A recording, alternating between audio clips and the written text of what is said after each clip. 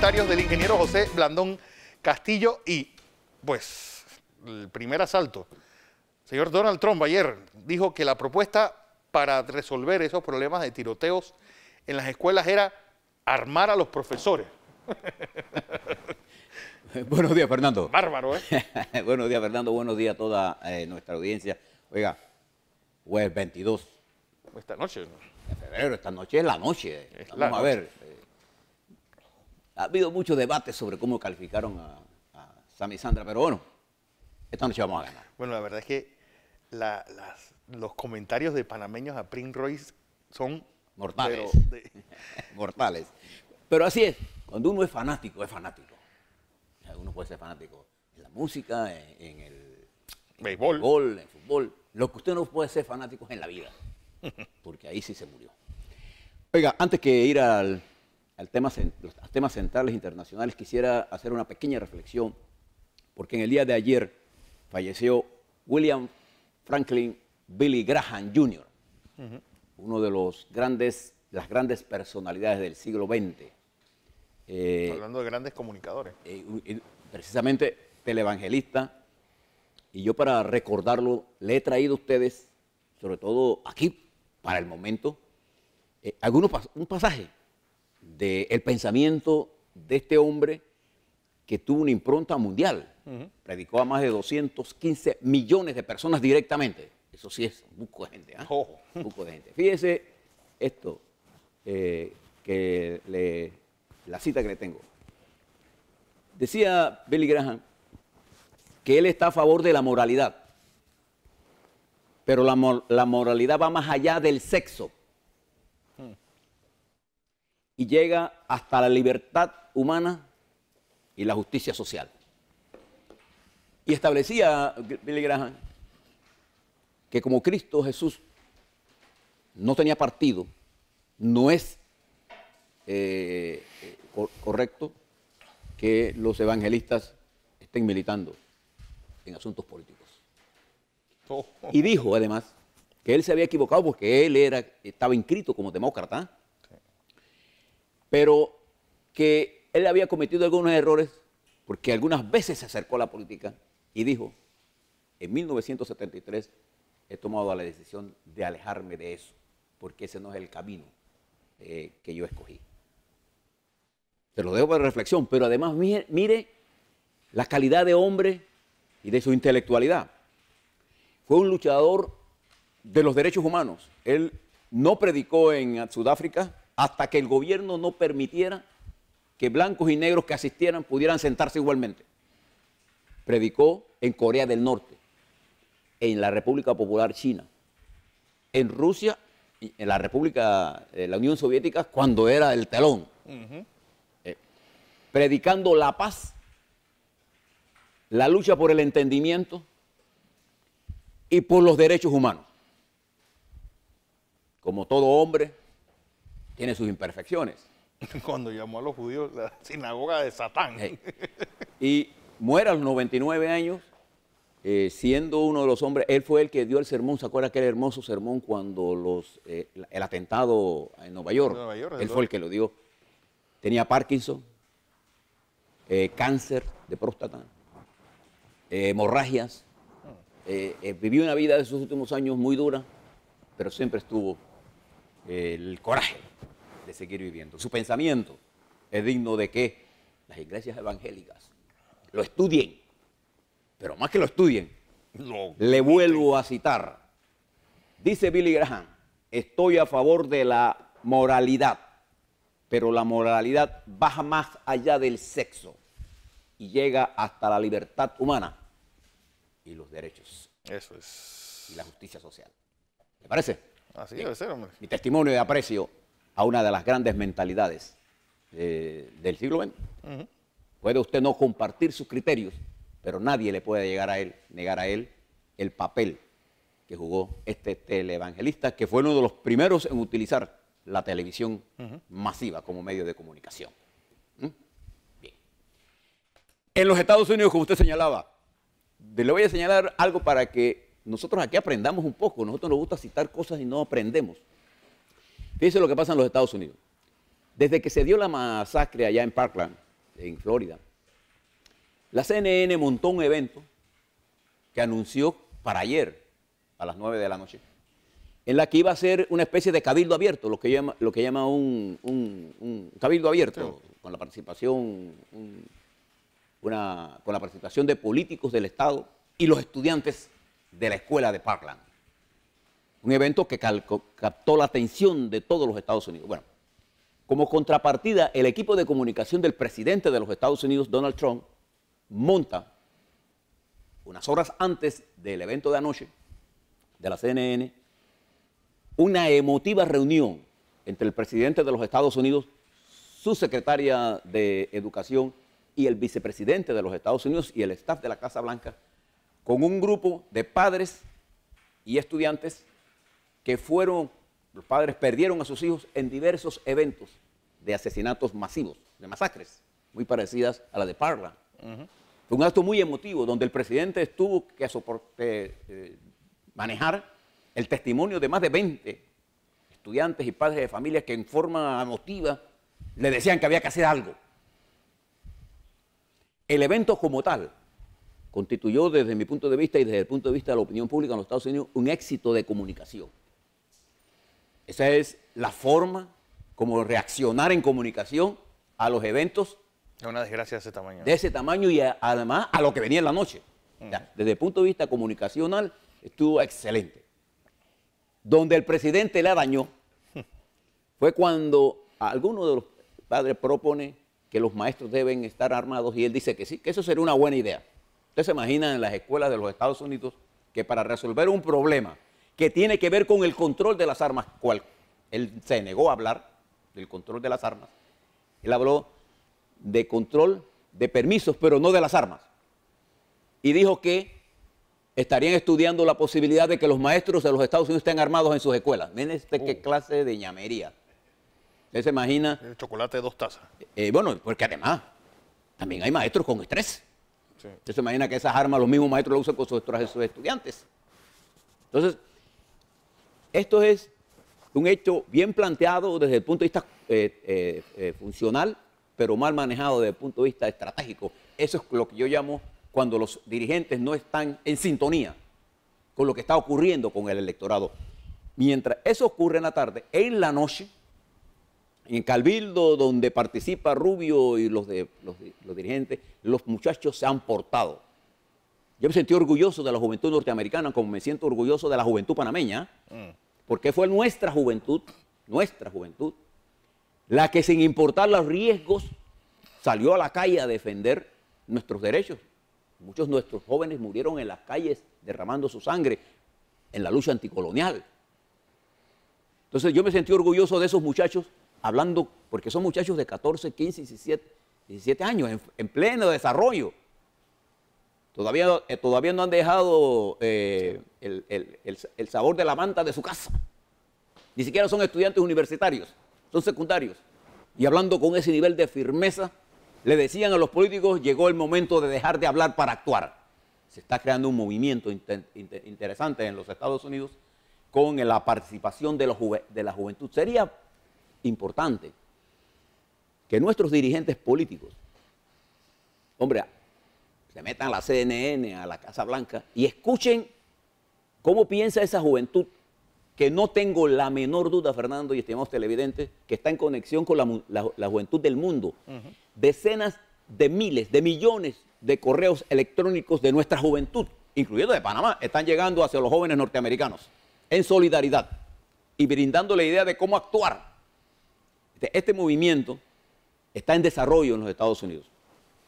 Le digo que a mí me gustó ver al presidente de los Estados Unidos, Donald Trump, sentado en esa silla, porque requiere un nivel de valor político hacerlo. Y le reconozco al presidente de los Estados Unidos ese gesto de sentarse con sus jóvenes. Ahí estuvo el papá de uno de los muchachos que murió en la masacre de Columbine. ¿Se recuerda aquella donde pusieron unas bombas y murieron menos en Columbine que en Florida? Pero fue el primero. Pero fue el primero y hubo bombas. Y los muchachos que cometieron esa masacre se suicidaron. Esto es una historia interesante y llena de emoción, cargada de emoción. Los Estados Unidos está en proceso de desarrollo un fuerte movimiento estudiantil. Recuerdo lo que usted dijo ayer, en el 68 en Francia. Hace 50 años. Hace 50 años, los ciclos se van repitiendo. Ahora, muchachos de los Estados Unidos, con el respaldo de la juventud mundial.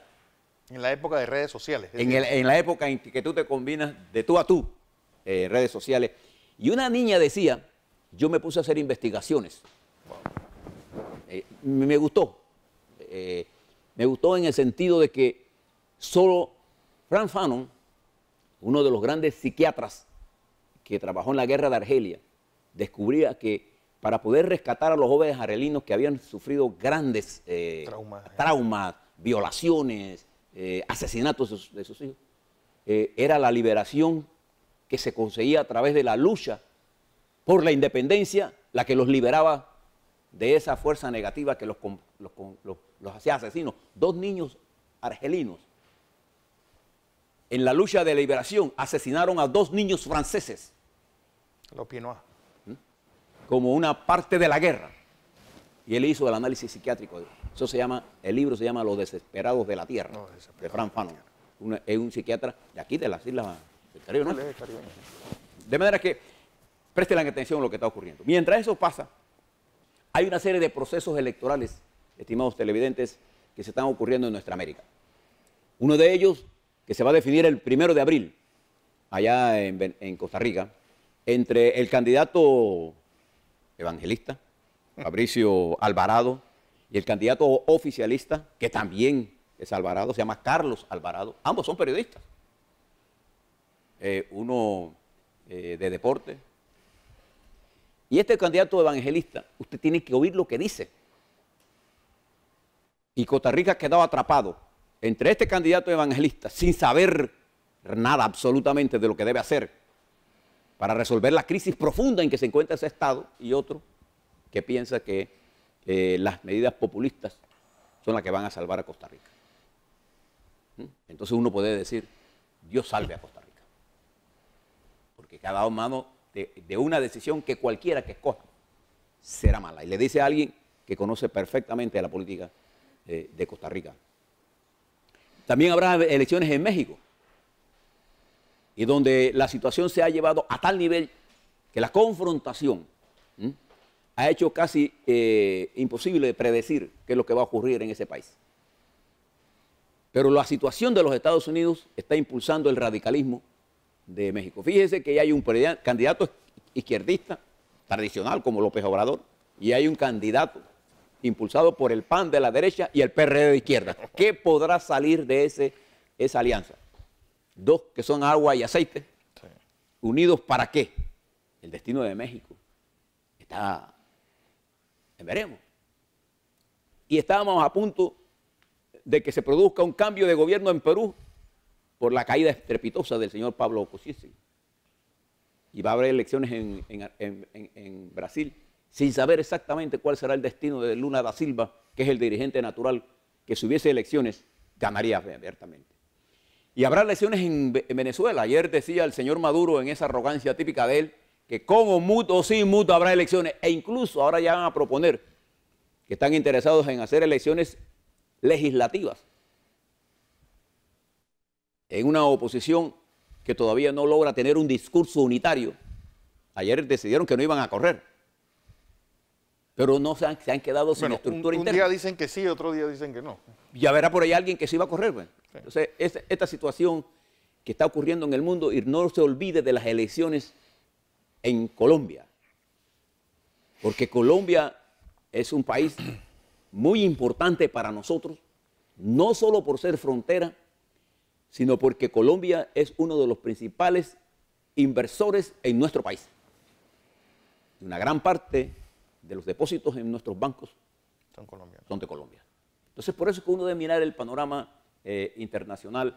Mientras eso está ocurriendo, en el Mediano Oriente, la tensión sube. La confrontación bélica es real. No es que estamos hablando de guerras que van a venir, no, guerras que están haciendo un daño terrible a los niños, a las mujeres, creando este problema migratorio que no tiene fin y que desestabiliza toda Europa Y para acabar de fregar, ahora Etiopía entra en una especie de sin gobierno y entre el norte de África, que tiene migraciones clandestinas hacia una Europa no preparada para esa multitudinaria flujo migratorio, una Europa todavía sin poder entender cómo manejar los flujos migratorios, impulsados por políticas intervencionistas que destruyeron estados, como el de Libia. Bueno, eso está ocurriendo en el Medio Oriente. Y una de las pocas personalidades del mundo que ha denunciado la tragedia de estos pueblos es el Papa Francisco. Así que pensemos en todo esto, porque el efecto neto de todo esto allá es el incremento del precio del petróleo. Y va a tener efectos en nosotros. De manera que estas cosas usted las tiene que mirar en el contexto. Estamos en el proceso de cambios importantes, pero también surgen nuevos movimientos sociales, cuyo efecto global lo vamos a sentir aquí. Ya lo verán, cuando el día que nuestra juventud decida ser protagónica, entonces habrán cambios radicales en nuestro país. A la vuelta le hablo un poco sobre el desorden nuestro aquí interno.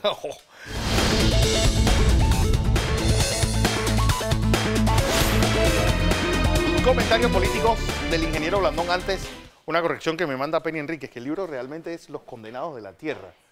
Exactamente. No Los desesperados de la tierra. La verdad es que es un libro que vale la pena leer, sobre todo por lo que hemos dicho siempre. Toda acción provoca una reacción. Bueno, además que el prólogo de Jean-Paul Sartre de ese libro es magnífico, que empieza con aquella frase de la Internacional: arriba los parias del mundo. Hablando de parias, ¿qué fue lo que pasó en la asamblea ayer? Oiga, antes de eso, Fernando, ayer el Tribunal Electoral le entregó al Frente Amplio por la Democracia el documento que lo acredita como partido político. Y fíjese cosas más curiosas, solo el Panamá América y Crítica señalan la noticia. Hay como un cerco informativo. Sí, lo que ellos se están quejando. Contra esta corriente de pensamiento que tiene todo el derecho de desarrollarse en Panamá. Todo el derecho. Y es obligación darle cobertura. Para mí este es un hecho político importante. Una corriente del pensamiento panameño entra al proceso electoral por las vías democráticas. Hombre, ¿qué más que impulsar eso? ¿O queremos que sean clandestinos? Yo estoy a favor de la apertura. Si queremos en la democracia, hombre, démosle la cobertura correspondiente. Aquí siempre han tenido espacios todas las fuerzas. Sí. Porque eso es lo que hay que hacer. Y hablando de esto, Fernando, permíteme hacer, no es mi costumbre, pero ayer vi un comunicado de la espía. Hablando sobre las obras de la alcaldía. La primera cosa que quiero decir, fíjese, lo voy a comparar con Suntra. Suntra nunca ha cometido el error de confundir un sindicato con un partido. Porque un gremio tiene como función fundamental resolver los problemas de sus asociados. Un partido político es la lucha por el poder. La espía es un gremio de profesionales de la ingeniería que debe ser manejada al margen de las opiniones políticas. Y fíjense lo que pasó ayer, pasó con esta información. Ellos hacen una inspección, tienen todo el derecho de hacerlo, a las obras de la alcaldía. Pero fíjense qué cosa más curiosa. Ellos no se ponen de acuerdo con la alcaldía para conocer los puntos de vista de la alcaldía con respecto a esas obras. Como consecuencia, el comunicado que emiten ellos, o su informe, está lleno de una sarta de errores. Por ejemplo, fíjese lo que dice la espía. Aquí tengo el comunicado que manda la alcaldía, ¿no? La parte del hecho de decir, en forma errónea, ¿no? La alcaldía, cito ahora, la alcaldía siempre ha estado dispuesta a rendir cuenta de su gestión y a trabajar en conjunto con todos los gremios como la espía. Por ello no sorprende, dice el alcalde, que hablen de inspecciones y comuniquen conclusiones sin haber tomado en cuenta la participación del equipo técnico de la alcaldía. El comunicado hecho público contiene varias graves imprecisiones, como por ejemplo, hablar de proyectos de la alcaldía como llave en mano cuando ninguno de los proyectos se hizo bajo esa modalidad. ¿Cómo la espía puede decir una cosa que no es cierta? Lo primero que debieron ir meterse allá para ver si eso fue. Todos estos proyectos son por licitación. Con fondos de la descentralización, señores de la espía. O afirmar que la alcaldía no tiene profesionales idóneos supervisando los proyectos cuando hemos designado, dice el alcalde, un equipo profesional integrado por arquitectos e ingenieros civiles para la supervisión exclusiva de los mismos. O sea, ¿cómo la espía puede decir que no hay inspectores, si técnicos, ingenieros y arquitectos panameños están supervisando las obras? Y una parte de lo que ellos dicen está lleno de tantos errores, incluso a conclusiones sobre obras que no están terminadas. Entonces yo quisiera, el comunicado de la alcaldía es extenso tácticamente. Yo quisiera conocer de la espía por qué ellos no se reunieron con el equipo técnico de ingenieros y arquitectos que tiene la alcaldía para ver esto. Esto es lo primero que debieron hacer. Y confrontar sus opiniones técnicas que tienen el derecho a hacerlo. Claro. Pero yo nunca vi a la espía, por ejemplo, en años anteriores, en periodos anteriores, preocuparse por el gran desorden que hay en el desarrollo urbano de este país. Ahora hay poco de... está poniendo orden. Lo que quiero llamar la atención, todas las organizaciones de gobierno tienen que rendir cuentas de su gestión. Y creo que una de esas es la alcaldía. Usted tiene ese derecho, pero usted no puede emitir criterios si usted no ve la otra parte, a menos que la espía se quiera convertir ahora en un partido político. Entonces, cambie de nombre. Yo le quiero hacer un llamado, porque estamos en el proceso electoral, y yo entiendo todo lo que está ocurriendo, pero me llama la atención que sometan a la espía a este bochornoso hecho, sin haber siquiera conversado con los arquitectos e ingenieros de esa propia institución. Yo quisiera conocer la opinión de todos los de la espía sobre esto, porque los errores del estudio son tan a flor de piel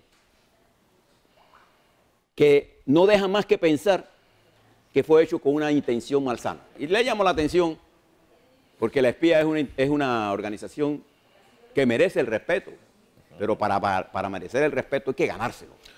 Usted no puede estar haciendo afirmaciones falsas. Yo espero un comunicado de la espía rectificando sobre estas cosas, porque vamos a caer en la vorágine que nos está devorando. Bien. Antes de seguir, me acaba de escribir Gerardo Berroa, director de La Estrella, que dice que La Estrella sí publicó lo del FAT, que no fueron solamente que también los de La Estrella le hizo la publicación. Mira, yo iba a hablar de Gerardo Berroa, ojalá, sí, está bien, eso es importante. Porque hay que abrir los espacios de comunicación a todas las fuentes de pensamiento. La democracia se fortalece cuando hacemos esas cosas.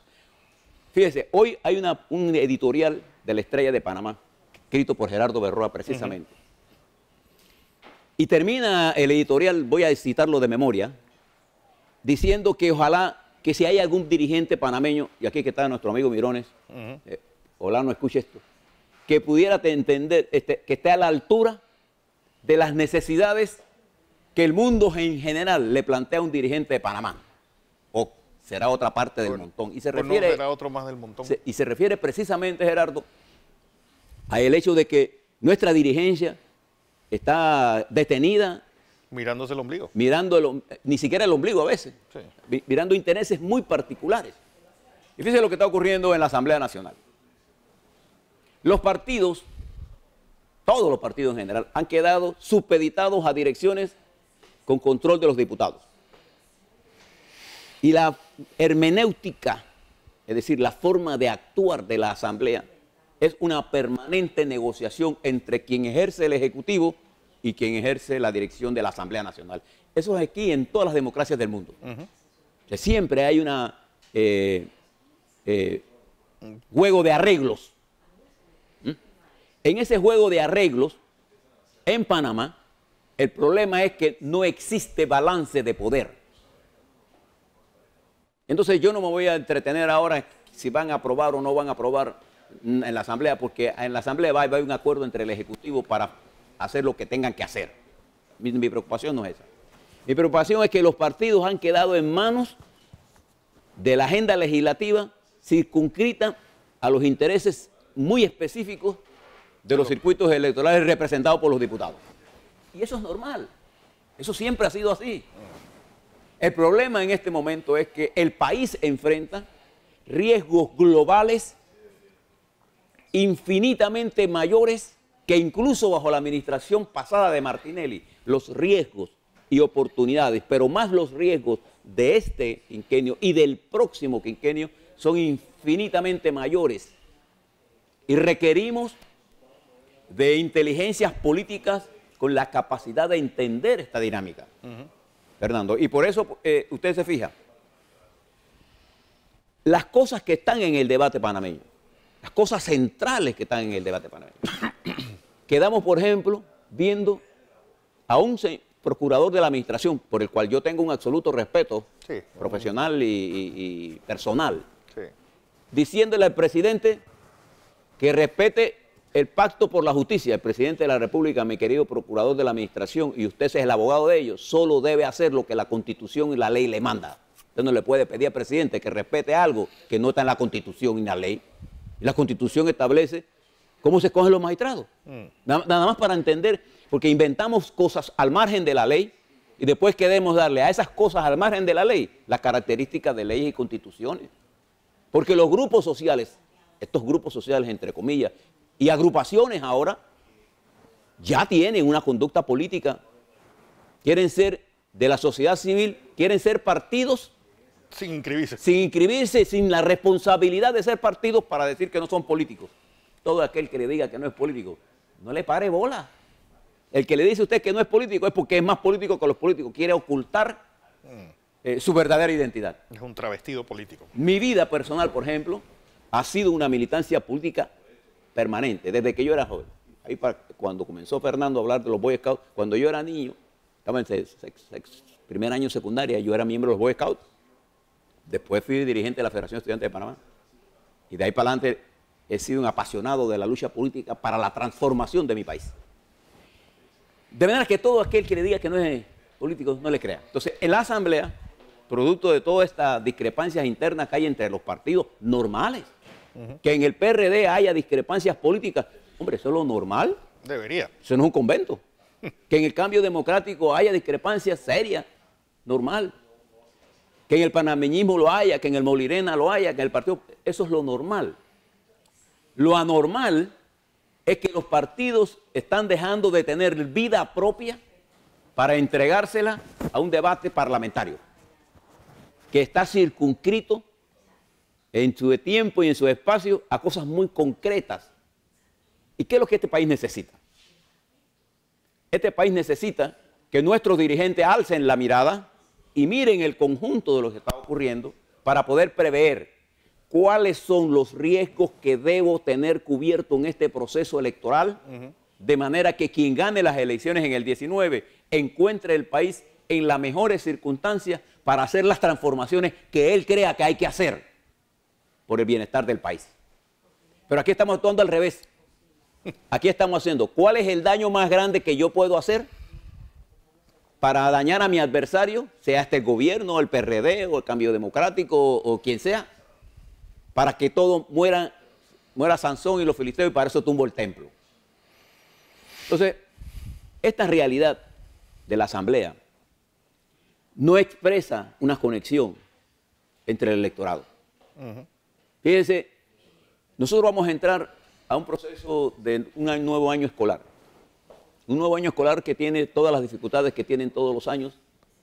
Y vamos a invertir una cantidad enorme de recursos en educación para obtener una mala educación. Eso es lo que debemos preocuparnos. Tenemos a los educadores de un lado y al gobierno de otro.